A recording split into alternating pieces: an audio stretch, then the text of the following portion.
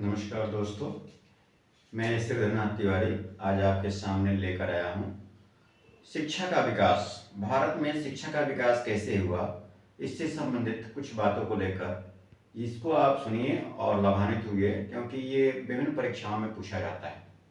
ध्यान देंगे।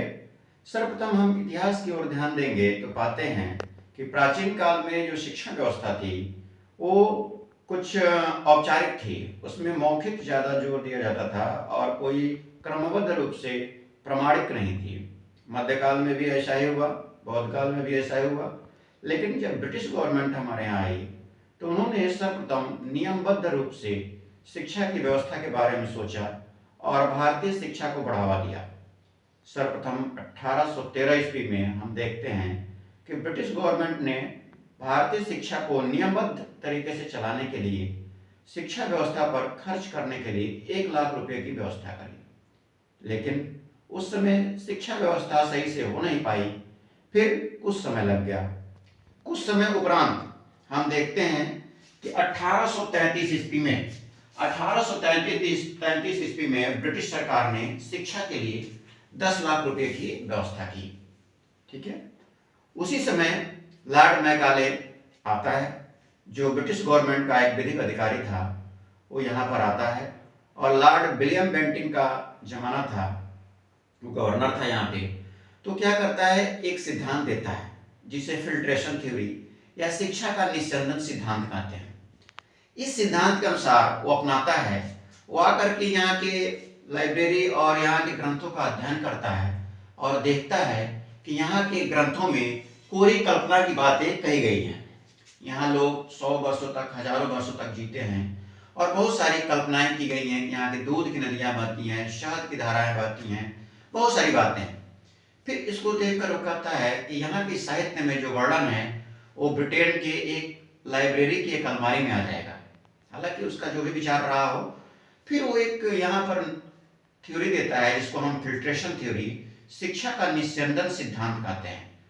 वो सोचता है और कहता है कि मैं एक ऐसी शिक्षा व्यवस्था देना चाहता हूँ जिससे कि भारतवासी रक्त हाड़ मांस से तो भारतीय रह जाएं, लेकिन सोच और विचार में ब्रिटिश बन जाए, अर्थात अंग्रेज बन जाए। तो शिक्षा का निस्यंदन सिद्धांत देता है कि जो यहाँ के मध्यम वर्गीय है या उच्च वर्गीय है, वो शिक्षा प्राप्त करके और उनसे क्षण क्षण करके अर्थात निम्न वर्ग तक पहुंचे। इस प्रकार का सिद्धांत देता है और अंग्रेजी माध्यम को अपनाता है कि अंग्रेजी माध्यम में शिक्षा दी जाए। कुछ समय उपरांत लगभग 20 साल लग जाते हैं और 1853-54 में, सबसे पहले 1839 देखेंगे। 1839 में ऑकलैंड की घोषणा आता है, जो खर्च करने के लिए कहता है कि भारत में जो शिक्षा व्यवस्था है उसमें अरबी, संस्कृत के अलावा अंग्रेजी विषय पर खर्च किया जाए। फिर उसके बाद आता है 1854 का ऊड का घोषणा पत्र। ऊड का घोषणा पत्र 1853-54 में आता है, जिसे भारतीय शिक्षा का महाधिकार पत्र अर्थात भारतीय शिक्षा का मैग्ना कार्टा भी कहा जाता है। भारतीय शिक्षा का महाधिकार पत्र। इसके बाद आता है 1882 का समय। 1882 में हंटर कमीशन, हंटर आयोग आता है, जो प्राथमिक शिक्षा को लेकर के अपना सुझाव देता है कि भारत में प्राथमिक शिक्षा की व्यवस्था सही तरीके से होनी चाहिए और प्राथमिक शिक्षा अपनी मातृभाषा में होनी चाहिए। जो भी मातृभाषा हो, क्षेत्रीय भाषा हो, उसमें प्राथमिक शिक्षा दी जानी चाहिए। उसके बाद आता है 1902 और 4। 1902 से 4 के बीच में लॉर्ड कर्जन का जमाना था और वो विश्वविद्यालय शिक्षा आयोग की तरफ रुझान करता है और कलकत्ता में भी विश्वविद्यालय की स्थापना हो जाती है। लगभग 1858 की क्रांति के बाद, 57 की क्रांति के बाद 1860 के आसपास कलकत्ता, मुंबई तथा मद्रास में विश्वविद्यालयों की स्थापना हो जाती है। तो इन विश्वविद्यालयों की शिक्षा व्यवस्था के लिए कुछ सुझाव देता है। फिर बात आती है 1917। उससे पहले 1911 देखेंगे। 1911 में गोखले साहब, जो गोपाल कृष्ण गोखले जी थे, महात्मा गांधी जी के राजनीतिक गुरु, उन्होंने कहा कि प्राथमिक शिक्षा को अनिवार्य बनाया जाए। सर्वप्रथम 1911 में गोखले साहब ने कहा कि प्राथमिक शिक्षा को सबके लिए अनिवार्य बनाया जाए। फिर 1917 में सैडलर आयोग आता है, जो कलकत्ता विश्वविद्यालय से संबंधित था और विश्वविद्यालय शिक्षा पर ये जोर देता है और सुझाव भी देता है। उसके बाद आता है 1929 में हार्टोग कमेटी, हार्टोग आयोग, जो प्राथमिक शिक्षा की व्यवस्था करता है और कहता है कि कम से कम 4 वर्ष तक प्राथमिक शिक्षा बालकों को यानी बच्चों को दी है। फिर उसके बाद आता है 1937 में बरदा शिक्षा योजना, या महात्मा गांधी ने इसको बुनियादी शिक्षा भी कहा है, जिसमें प्राथमिक शिक्षा पर जोर दिया गया है और बच्चों के लिए भाषा का जो माध्यम है वो मातृभाषा होनी चाहिए, अर्थात अपनी मातृभाषा में वो संप्रेषण करें और सीखें। और पढ़ने के साथ साथ वो बुनियादी ढांचे पर वुड क्राफ्ट की शिक्षा देने पर जोर देते हैं कि वो प्रायोगिक क्राफ्ट की शिक्षा लेगा तो कुछ न कुछ वो कर सकता है। व्यवसायिक शिक्षा पर भी जोर देते हैं। आगे इसी के बाद जो इसी योजना में कहा गया है कि 6 से 14 वर्ष तक के बच्चों के लिए शिक्षा निःशुल्क तथा अनिवार्य किया जाए। बाद में चलकर हमारे संविधान में जब संविधान का निर्माण हुआ तो उसमें भी जोड़ा गया राज्य के नीति निर्देशक तत्व जो गांधीवादी विचारधारा से प्रेरित है, उसके अनुच्छेद 45 में कहा गया है कि राज्य का ये दायित्व होगा कि 6 से 14 वर्ष तक के बच्चों को निःशुल्क और अनिवार्य शिक्षा उपलब्ध कराया जाए। राज्य के नीति निर्देशक तत्व अनुच्छेद 45 में ये वर्णित किया गया है कि 6 से 14 वर्ष तक के बच्चों को शिक्षा निःशुल्क तथा अनिवार्य रूप से उपलब्ध कराया जाए।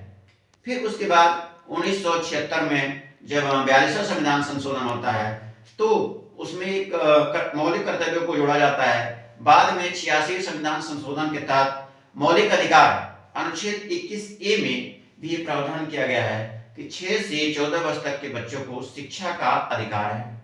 फिर 11वां मौलिक कर्तव्य भी जोड़ा गया अनुच्छेद 51A में, जिसमें ये कहा गया कि प्रत्येक माता पिता का यह दायित्व होगा कि अपने 6 से 14 वर्ष तक के बच्चों को शिक्षा उपलब्ध कराए। तो देखा जाए तो प्राथमिक शिक्षा जो 6 से 14 वर्ष तक की है उसके लिए मौलिक अधिकार अनुच्छेद 21A में भी वर्णन किया गया है। माता पिता के कर्तव्यों अर्थात मौलिक कर्तव्य अनुच्छेद 51A में भी वर्णन किया गया है तथा राज्य के नीति निर्देशक तत्व अनुच्छेद 45 में भी वर्णन किया गया है। फिर उसके बाद आता है 1944 में सार्जेंट योजना आता है जो पूर्व प्राथमिक, माध्यमिक और हाई स्कूल की शिक्षा पर जोर देता है। फिर उसके बाद आता है 1948-49 में विश्वविद्यालय शिक्षा आयोग का गठन किया जाता है, जिसके चेयरमैन, जिसके अध्यक्ष डॉक्टर राधाकृष्णन जी रहते हैं। राधाकृष्णन इसमें विश्वविद्यालय शिक्षा से संबंधित बहुत सारे सुझावों को देता है कि विश्वविद्यालय में कैसे अध्यापकों की नियुक्ति हो, कैसे प्रोफेसर हो, क्या शिक्षा व्यवस्था हो, कैसे शिक्षा को सुधारा जाए और किस तरह की शिक्षा। इसके बाद प्राथमिक शिक्षा, उच्च शिक्षा पर लोग जोर देते हैं और दोनों की मध्य कड़ी को अभी छोड़े रहते हैं। तो उसी समय 1952-53 में माध्यमिक शिक्षा आयोग आता है, जिसके अध्यक्ष डॉक्टर लक्ष्मण स्वामी मुदलियार जी रहते हैं। वो कहते हैं कि भाई प्राथमिक शिक्षा पर सभी जोर दे रहे हैं, उच्च शिक्षा पर जोर दे रहे हैं, माध्यमिक शिक्षा जो इसकी कड़ी है इस पर भी जोर दिया जाना चाहिए। और इसमें 9th, 10th और 11th, 12th को रखते हैं और कहते हैं कि माध्यमिक शिक्षा सर्वप्रमुख है। और यहीं से सामाजिक विज्ञान में जिसमें इतिहास, भूगोल, अर्थशास्त्र और राजनीति शास्त्र का अध्ययन करते हैं, इस पर वो जोर देते हैं। इसके बाद आता है 1953-54। तो 1953-54 में यूजीसी की स्थापना होती है, यूनिवर्सिटी ग्रांट कमीशन, विश्वविद्यालय अनुदान आयोग की स्थापना हो जाती है, जो हायर एजुकेशन के लिए नेट शिक्षक पात्रता की परीक्षा कराता है, जेआरएफ की, और उसको वैधानिक दर्जा 1956 में मिलता है। यूजीसी की स्थापना 1953-54 में हो जाती है और उसको वैधानिक दर्जा 1956 में मिलता है और उसके प्रथम चेयरमैन डॉक्टर दौलत सिंह कोठारी को बनाया जाता है। फिर इसी के बाद आता है 1964-66, जिसमें कोठारी आयोग, जिसका नाम कोठारी आयोग रखा जाता है, जिसके अध्यक्ष डॉक्टर दौलत सिंह कोठारी जी रहते हैं, जिसमें सर्वप्रथम 10+2+3 की अवधारणा या उच्च शिक्षा से संबंधित ये आयोग होता है। उसके बाद आता है 1968 में राष्ट्रीय शिक्षा आयोग, जिसको राष्ट्रीय शिक्षा आयोग भी कहा जाता है, और बाद में इसी का संशोधित रूप 1986 में नई शिक्षा नीति, जिसमें 10+2+3 की अवधारणा होती है, जो राजीव गांधी के समय में आता है, और उसी को आधार मानकर आज की जो शिक्षा व्यवस्था चल रही है आज भी उसको हम मानते हैं। फिर उसके बाद देखते हैं कि 1986 के तहत आज उसी पॉलिसी को लेकर न्यू पॉलिसी आ रही है जो 1920-21-22 में लागू होगी, उसमें कुछ संशोधन किया जाएगा। देखते हैं क्या होता है। उसी क्रम में हम देखते हैं कि 1961 में एनसीईआरटी की स्थापना हो गई थी और 1973 में एनसीटीई की स्थापना हो गई थी, जिसको बाद में 1995 में वैधानिक दर्जा मिला था। एनसीटीई का फुल फॉर्म होता है national council of teacher education, राष्ट्रीय अध्यापक शिक्षा परिषद, और एनसीईआरटी होता है national council of education research and training, राष्ट्रीय औद्योगिक प्रशिक्षण संस्थान। तो इस तरह से हम देखते हैं कि परीक्षा उपयोगी बहुत सारे ये क्वेश्चन हैं जो राष्ट्रीय शिक्षा के विकास में योगदान देते हैं। बहुत सारे कमीशन आए थे जिन्होंने हमारे शिक्षा को बढ़ावा दिया और आज तक निरंतर शिक्षा चलती आ रही है और इसमें नए नए संशोधन होते जा रहे हैं और नए नए कमीशन का गठन किया जाता रहा है। समय समय पर इसमें मिड डे मील योजना, फिर एसएसए समन्वित विकास योजना, सर्व शिक्षा अभियान, राष्ट्रीय साक्षरता मिशन, प्रौढ़ शिक्षा योजना, फिर उसके बाद ब्लैक बोर्ड योजना, इस तरह से बहुत सारी योजनाएं आई और उन्होंने राष्ट्रीय शिक्षा को यानी भारत में शिक्षा के विकास पर जोर दिया। तो दोस्तों, यदि आपको इस विषय से संबंधित कुछ जानकारी अच्छी लगी हो तो मेरे इस वीडियो को लाइक, शेयर और सब्सक्राइब अवश्य कर दें।